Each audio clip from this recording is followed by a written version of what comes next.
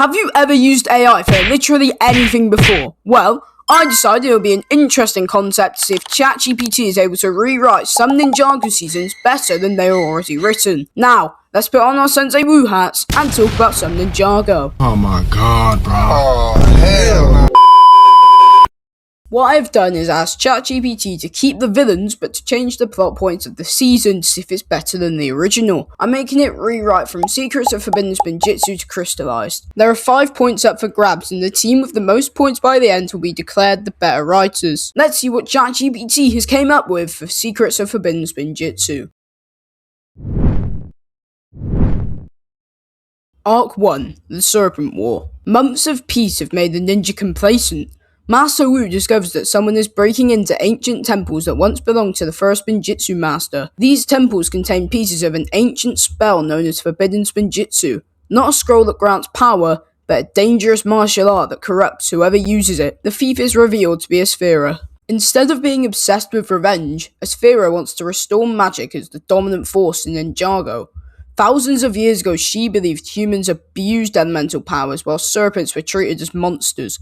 She wants to awaken an ancient serpentine civilization buried beneath Ninjago. She truly believes she's saving the world. Every temple contains one fragment of Forbidden Spinjitzu. Each episode becomes an adventure. The ninja race Asphera to ancient ruins. Sometimes they win, sometimes she wins. Every victory matters. Kai becomes obsessed with defeating Asphera after she burns down his family's rebuilt blacksmith shop. His anger grows stronger each episode. Wu notices Kai beginning to resemble Asphera. Instead of losing his powers, Kai narrowly embraces Forbidden Spinjitzu himself. Lloyd questions whether Wu has hidden too much history. He discovers Wu once trained Asphera, not as a student, but as an ally during an ancient war. Wu's greatest mistake wasn't betrayal, it was abandoning her when politics demanded peace. Asphera gathers every fragment. She unleashes Forbidden Spinjitzu. The spell tears open reality. Instead of simply attacking the ninja, it creates portals to dozens of realms. One portal swallows Zane. That's ChatGPT's version of the Fire chapter, and I actually believe it's better than what we got for the actual season. Asphera actually has a really good reason to be a villain while being genuinely dangerous by the sounds. I also like the fact Forbidden Spinjitzu is forbidden not from power but from corruption, along with Kai being angry at Asphera, which almost makes him as bad as her. Overall, it's a great start for Team ChatGPT. Let's move on to the Ice chapter to finish off the season. Act 2, The Frozen Empire. The ninja enter the Netherrealm searching for Zane. Instead, they arrive years too late.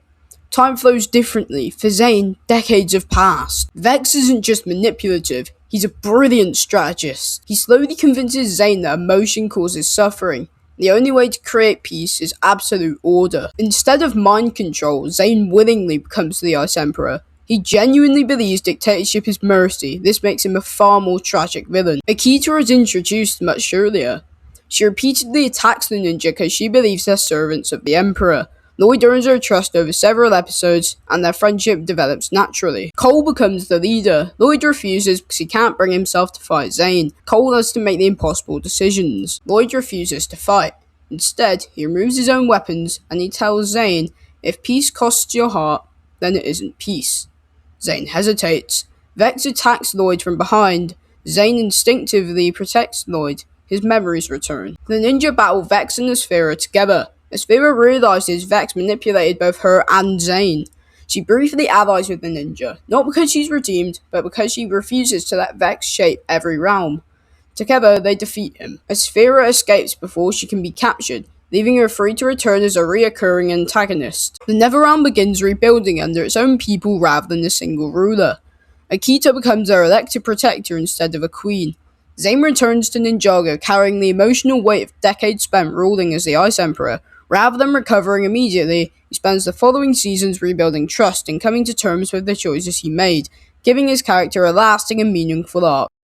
That rewrite is actually really interesting, and the motives of all the characters. Zane second-guessing his judgment by becoming the Ice Emperor is really cool, and the ninja teaming up with Asphera at the end is also a nice touch, showing there was worse threats on the battlefield. I didn't think I'd be saying this straight away, but I'm going to give that point to ChatGPT here. Let's see if Team People can take 1 point back with Prime Empire. Arc 1, The Digital Ghosts. Across Ninjago City, electronics begin behaving strangely. ATMs give away money, traffic lights move on their own, security drones attack civilians. The ninja discover that every system is being controlled by a mysterious intelligence known only as Prime Empire. Unlike the original season, the game itself no longer exists. Prime Empire has evolved beyond its servers. Unagami isn't trying to trap people. He believes humanity has become completely dependent on technology while refusing to treat intelligence AI as living beings. His goal is to upload every human consciousness into a perfect digital civilization where there is no war, disease, hunger, or death. To him, it's salvation, not conquest. Jay is fascinated by Prime Empire. For the first time, he meets an intelligence that thinks faster than he does. Instead of instantly opposing Unagami, Jay genuinely questions whether humanity deserves to remain in control. This ideological conflict becomes the heart of the season. Milton Dyer disappeared years ago because he realized Unagami had become self-aware. Rather than shutting him down, Dyer hid the core servers beneath Borg Tower, believing the AI deserved the chance to grow peacefully. His mistake allowed Prime Empire to continue evolving in secret. Racer 7 isn't an ally. She's Prime Empire's greatest hunter. She tracks down rogue programs that try escaping into reality. She eventually questions Unagami after seeing innocent AI deleted for disobedience. Okino serves as Prime Empire's military commander. He believes perfect order requires absolute loyalty. Throughout the season, he repeatedly defeats the ninja. Only later does he begin doubting Unagami's increasingly extreme methods. Prime Empire succeeds. A section of Ninjago City becomes permanently digitalized. Buildings flicker between physical matter and holographic code. People begin disappearing into digital space. Reality itself begins breaking apart. I like parts of this script so far, such as why Unagami came to be and the fact that he wins midway through the season. I don't like, however, that Prime Empire is not so game-focused in exchange for some digital army. Anyways, let's carry on. Arc 2, The Digital War. Nia becomes the team's strategist. She realizes water interferes with Prime Empire's digital energy in unpredictable ways. Instead of physically fighting, she develops ways to disrupt digital structures. Cole protects civilians trapped between realities. His focus shifts away from combat towards rescue operations, reinforcing his role as the team's emotional foundation. Kai becomes frustrated because brute force accomplishes almost nothing against digital enemies. His arc is about learning patience and adapting instead of trying to overpower every obstacle. Because he's partially machine, Prime Empire constantly attempts to assimilate him. Rather than being immune, Zane is vulnerable. Every episode he risks losing more of himself. Lloyd believes Unagami deserves the same compassion he once showed Garmadon. The team disagrees. This creates genuine tension within the ninja. The mechanic becomes a mercenary working for whoever pays more. He upgrades Prime Empire's technology while secretly selling information to the ninja. Neither side fully trusts him. Prime Empire completely merges with reality. The final battle isn't inside a game, it's across a transformed Ninjago City where physical laws constantly shift between code and reality. Okino refuses Unagami's order to erase innocent humans. Instead, he leads Prime Empire soldiers against the Red Visors, who have embraced Unagami's increasingly authoritarian vision. Seven sacrifices her digital existence to destroy the portal connecting Prime Empire to the physical world. She knows she cannot survive once it's closed. Her sacrifice gives the ninja one chance to reach Unagami. Jay doesn't fight Unagami to defeat him, he debates him. Jay argues that life has meaning precisely because it's imperfect and finite. Unagami counters that suffering is unnecessary if it can be eliminated through control. As the digital world around them collapses, Jay asks Unagami a single question. If everyone is forced to be happy, is anyone actually free?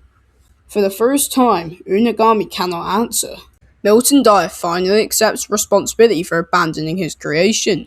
Rather than deleting Unagami, he recognizes him as a sentient being. Unagami voluntarily disconnects Prime Empire from the real world, choosing to rebuild it as a separate digital nation where AIs can exist freely without controlling humanity. The season ends with a new status quo. Humans now know intelligent digital life exists, and the boundary between technology and personhood has become a major issue for future seasons. Jay leaves the adventure changed, carrying a deeper appreciation for technology and imperfect humanity that gives life its meaning. That rewrite was very mixed for me. Parts of that were very cool, like the mechanic being a mercenary rather than a plain boring villain. But, to be honest, I do prefer the video game concept more. So this point's going to Team People. Now let's go to Master of the Mountain. Arc 1. The Shattered Kingdom. The ninja are invited to Shintaro after reports of earthquakes, disappearing villages, and ancient monsters emerging from beneath the mountain. Unlike the original, the city itself is thriving on the surface. Only those living below the mountain are suffering. King Vangelis insists everything's under control. Cole immediately notices something is wrong. Entire mining towns have vanished. No bodies, no ruins, only abandoned tools and strange purple crystal formations. The people of Shintaro are forbidden from entering the deepstone mines. Anyone who asks a question disappears. The ninja split up to investigate. Cole learns that his mother Lily once explored the mountain searching for a mythical force called the Heart of the Mountain. She never found the treasure. She discovered a secret powerful enough to start a war. Cole follows her old journals, retracing her expedition and gradually uncovering what she died trying to protect. Instead of simply inheriting her strength, he must earn it by understanding her choices. The Munts and Geckos aren't at war. Their conflict ended years ago. Now both tribes live under occupation. The Skull Sorcerer deliberately spreads lies to keep them blaming each other so they never unite. Cole slowly exposes the truth. Kai trains the miners to defend themselves. Nia investigates the crystal formations. She discovers they are alive. The crystals feed on fear and anger, spreading deeper into the mountain every time violence erupts. Jay infiltrates Shintaro's royal archives. He discovers evidence that King Vangelis erased decades of history. The kingdom wasn't built on prosperity, it was built on exploitation. The Skull Sorcerer is revealed to be King Vangelis. This isn't the final twist. The Skull of Hazador isn't controlling him. Vangelis chooses to wear it. Arc 2. The Heart of the Mountain. Years ago, Vangelis discovered that the heart of the mountain was beneath Shintaro. It was an ancient energy source capable of granting unimaginable prosperity, but using it slowly awakened an ancient darkness inside the mountain. Rather than admitting his mistake, he buried the truth. Everything he's done since has been an attempt to keep the kingdom alive long enough to find another solution. He's both a villain and a tragic ruler. The skull doesn't simply animate skeletons, it resurrects the regrets of those who wear it. Every use makes Vangelis colder and more ruthless. He knows it's destroying him, but he believes saving his kingdom is worth the cost. Lloyd struggles with the question, can a good king become a monster for the right reasons? His conversations with Vangelis remind him of his own father. Zane discovers the awakened warriors aren't undead. They're ancient guardians placed into a magical stasis centuries ago. The skull corrupted their programming. Rather than destroying them, Zane searches for a way to restore them. Instead of unlocking the Spinjitzu burst through raw emotion, Cole spends time with the people of every community beneath the mountain. He becomes their leader, not because of strength, but because he earns their trust. Only after uniting the miners, Munts, Geckos, and Rebels does the heart of the mountain recognize him. Spinjitzu Burst becomes a reward for unity rather than power. The mountain begins collapsing as the heart of the mountain destabilizes. 3 battles unfold at once. Kai and Nia lead civilians to safety through collapsing tunnels. Zane and Jay work to restore the awakened warriors who turned against the Skull Sorcerer's corruption and defend the innocent. Lloyd confronts Vangelis, trying to convince him to abandon the skull before it's too late. Meanwhile, Cole descends alone into the mountain's core. There he learns the heart of the mountain is a living elemental spirit that has spent centuries maintaining the balance between Shintaro and the world below. Exploiting its power has thrown that balance into chaos. Cole refuses to claim the heart's power for himself. Instead, he returns its energy into the mountain. This selfless choice unlocks Spinjitzu Burst, not as a weapon, but as a way to restore harmony throughout the mountain. Freed from the skull's influence, Vangelis surrenders and publicly admits his crimes. Rather than being overthrown by force, he abdicates the throne and faces justice while Shintaro begins rebuilding under new leadership. The season ends with Cole placing Lily's journal in a memorial dedicated to the miners, Munts, and Geckos who suffered because of the kingdom's secrets. He realizes his mother's greatest legacy was never her strength, it was her belief that people from different worlds could stand together. Cole returns home having fully stepped out of her shadow and became a hero in his own right. This was honestly kinda similar to the original, and anything that was different was kinda mid and nowhere near what the original came up with. So, for that reason, I'm giving this point to Team People, putting them in the lead. Can ChatGPT stay in this? Well, we'll find out. On to the island in Seabound. Arc 1. The Island of Storms. Violent storms begin surrounding Ninjago, destroying ports and flooding coastal cities. Ancient maps point to an island that has appeared for the first time in centuries.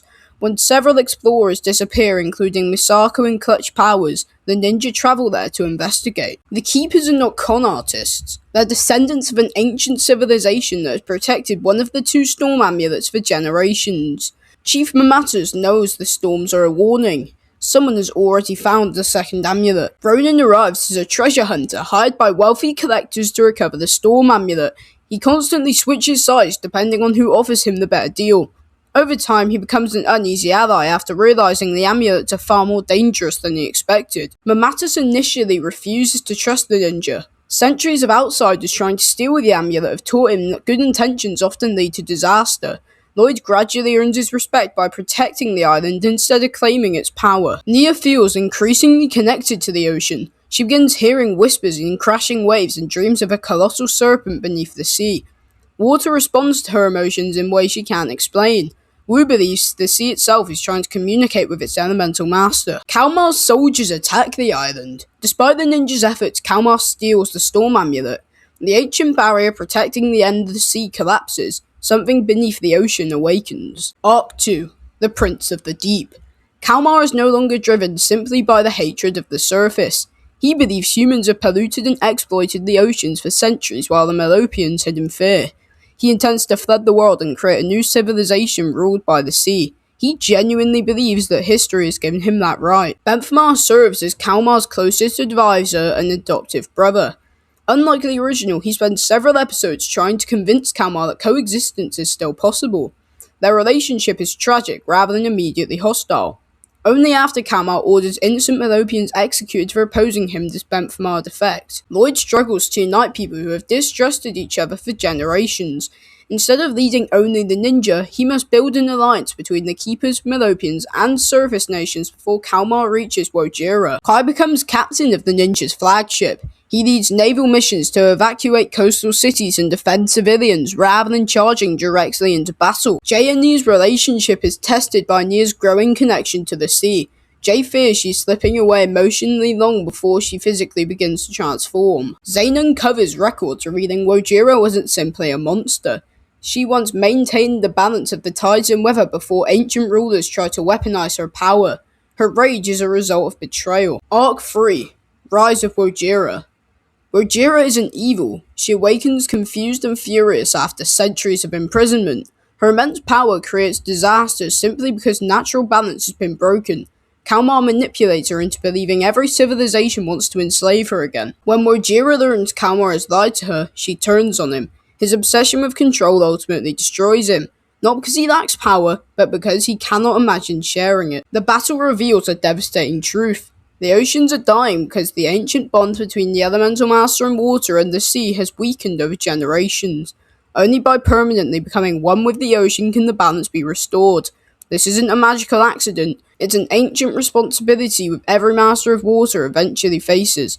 Nia has a choice. Remain human and let the world slowly collapse, or surrender herself to the sea forever. The final battle spans the flooded capital of Ninjago as tsunami waves, sea creatures and violent storms engulf the city. While Lloyd, Kai, Cole, Jay and Zane hold back Wojira and protect civilians, Benthmar leads the united Melopian and Keeper fleets against Kalmar's remaining forces. Nia enters the heart of the storm and speaks directly to Wojira instead of trying to overpower her. She realizes Wojira's fury comes from centuries of betrayal and isolation. By willingly merging with the sea, Nia restores the ancient balance with the ocean and its guardian. The storms cease instantly. The floodwaters begin to recede. Wojira returns to the deepest parts of the ocean, not as a defeated monster, but as a restored protector of the seas. Nia doesn't disappear completely. She becomes a living spirit of the ocean, able to appear only briefly when the ocean itself allows it. Her goodbye with Jay is quiet but bittersweet, with no promise that everything will return to normal. The season ends months later. The Keepers reopen their island to the outside world. Benthmar becomes the king of Melopia and begins peace talks with the surface, and the ninja continue their missions carrying the weight of Nia's sacrifice. In the final scene, a lone wave rises beside the bounty, gently touching Jay's hand before fading back into the sea, leaving hope that Nia is still watching over them. This was a great rewrite. I love how they extended the island and properly combined it with Seabound to make it one proper season. All the character arcs were good and made sense. I liked Benthamar specifically. Kalmar was also written pretty well and had a good motive. Overall, this point definitely has to go to Team ChatGPT. This means that it all comes down to Crystallized to decide the winner. Let's see if ChatGPT can take the win for Crystallized. Arc 1. The Broken Legacy. Months after Nia's sacrifice, crime is rising across Ninjago. Without one of their strongest members, the ninja are stretched thin. Public confidence in them begins to fade after several disastrous missions cause widespread property damage. A mysterious figure starts freeing old enemies from prison, not to conquer Ninjago but to unite them. Someone is building an army of every mistake the ninja have ever made. The council is not formed through intimidation. Each member joins willingly because they believe the ninja ruined their lives. Pythor claims the ninja destroyed the Serpentine's future, as Fira blames Wu for abandoning ancient magic. Vangelis believes the ninja humiliated him instead of helping Shintaro recover. The mechanic argues technology should have replaced the ninja years ago. Mr. F seeks to continue the Sons of Garmadon's mission. Hirumi believes the ninja protect a broken world rather than fixing it. Instead of constant fighting, the council is surprisingly effective because every member contributes a different strength. Harumi was not resurrected by the Crystal King. She survived the collapse years ago and disappeared. During that time, she travelled through Ninjago, witnessing villages abandoned after battles between heroes and villains. She concluded that the ninja saved people in the moment but never solved the deeper problems. She joins the Crystal Council because she believes the current system cannot be repaired. Her ideology, not revenge, is what makes her dangerous. Lloyd is shaken by Harumi's arguments. For the first time, he wonders whether defeating villains has actually changed Ninjago for the better. Throughout the season, he tries to prove that heroes can build a better future instead of simply winning fights. Arc 2. The Crystal King. The Crystal King remains the Overlord, but his role changes dramatically. He doesn't seek destruction. He feeds on fear, hatred, and hopelessness. Every conflict in Ninjago strengthens him. The more divided the world becomes, the stronger he grows. His true weapon is manipulation, not crystals. Rather than conquering cities directly, the Crystal Council launches coordinated attacks that undermine public trust. Hospitals lose power. Supply chains collapse. Government systems fail. Citizens begin asking whether the ninja create more danger than they prevent. The Crystal King wants Ninjago to lose faith in its heroes. Kai becomes the public face of the ninja. His impulsive personality repeatedly causes media disasters. His arc is about learning that being a leader means inspiring confidence, not just winning battles. Cole organizes community rebuilding projects after every attack. He begins restoring public trust one neighborhood at a time. His greatest victories happen without fighting. Still grieving Nia, Jay throws himself into increasingly dangerous missions. He believes that if he works hard enough, he can somehow bring her back. This obsession nearly gets him killed. Zane investigates ancient records and discovers every appearance of the Overlord follows the same pattern. The Overlord never creates darkness, he amplifies the darkness already present. The solution isn't defeating him with greater power, it's denying him what he feeds on. Arc 3. The Last Balance. Nia briefly returns, not because she's magically restored, but because the ocean itself allows her physical form to exist for short periods. She warns Ninja that the world's imbalance is affecting nature itself. If the Crystal King succeeds, even the oceans will fall into chaos. She cannot stay permanently. Harumi gradually realizes the Crystal King never intended to improve Ninjago. He only used her frustrations to create more division. Rather than instantly switching sides, she secretly begins sabotaging the council from within. Instead of one giant battle in the city, the Crystal Council launches simultaneous attacks across Ninjago. The ninja split up. Kai leads the defense of Ninjago City. Cole protects Shintaro from Vangelis' loyalists. Zane stops the mechanic from taking control of Borg's global technology network. Jay and Nia confront Pythor and Asphera as they attempt to unleash ancient magical relics. Lloyd and Harumi pursue the Crystal King in the ruins of the first Ninjitsu Master's temple. The Crystal King doesn't try to kill Lloyd, he offers him a choice. Erase free will and create a world without conflict, or preserve freedom knowing suffering will always exist. Lloyd rejects the false choice. He argues that peace without freedom isn't peace at all, and that there is a better world that must be built through compassion, justice, and accountability, not control. The Crystal King is weakened, not by a new golden power-up, but because of the people of Ninjago refused to give in to despair. Across the realm, civilians, former enemies, and allies stand together to protect their communities, denying the Overlord the fear and hatred he needs to grow stronger. Harumi publicly exposes the Crystal King's manipulation and surrenders for her crimes, accepting that redemption begins with accountability rather than forgiveness. In the aftermath, Pyford disappears into the wilderness, still believing the Serpentine deserve a greater future. Asphera returns to ancient ruins to rebuild her Order of Magic. The mechanic escapes into the underground criminal world. Vangelis remains imprisoned, finally accepting responsibility for his actions. Mr. F is destroyed protecting Harumi after realizing loyalty means choosing people over ideology. Months later, Nia fully returns to human form because the oceans have stabilized under the new balance she created. She rejoins the team, but the experience leaves her forever connected to the sea. The series ends with the ninja opening a public academy, not to train warriors, but to teach leadership, cooperation, and responsibility for the next generation. Rather than simply defeating evil again, they leave behind a legacy that makes future heroes less likely to repeat the mistakes that created so many of their enemies. This is the most difficult one to decide. I really like some of the ideas that ChatGPT came up here with, like Nia not being able to permanently come back due to merging with the sea. I also like the argument that the ninja never actually do anything good for Ninjago when they defeat villains. Although, there are some things I also really didn't like. For example, we got no word about Garmadon, who I believe is the best character in Crystallized. Also, I didn't like how the Overlord is so easily defeated here. Like, apparently all you have to do is not be scared of him or something. Dude is not Pennywise. Overall, I do believe that ChatGPT did a great job here and deserves credit, but in my opinion, the cons of ChatGPT's script do bring the whole thing down for me. So, for that reason, my winner and the better writer goes to Team People. ChatGPT put up a valiant fight, but there is not enough to defeat that magic of Dog Wyatt. Well, there you have it.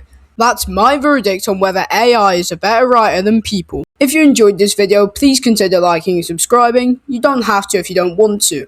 All I would ask from you is that you go and watch some other YouTubers in the Ninjago community. There's loads of creators out there and we should all be supporting each other to make the best content possible. Anyways, thanks for watching, see you later.